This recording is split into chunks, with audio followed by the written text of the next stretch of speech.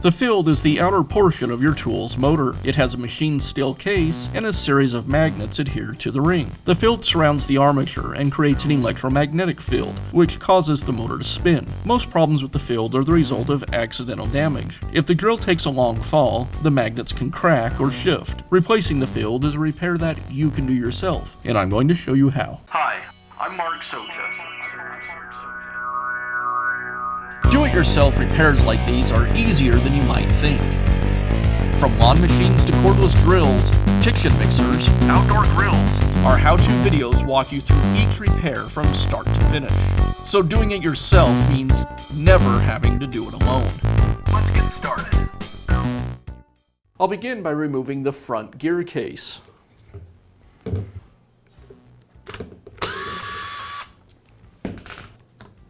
I'll remove the anvil from the gear case.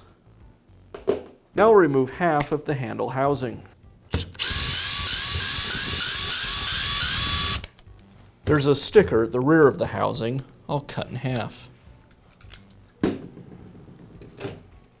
remove the brush card, I'll lift the motor assembly away from the housing. I'll pull the armature away from the brush card.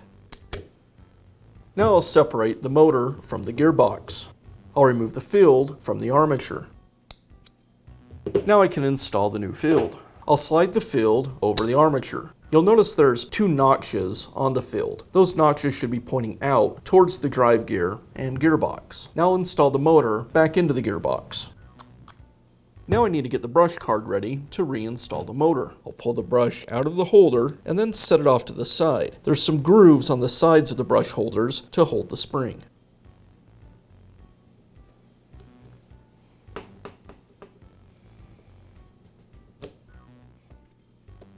I'll pull the brushes back into the holders. And now I can slide the commutator into the brush ring. And I'll place the springs back over the brushes.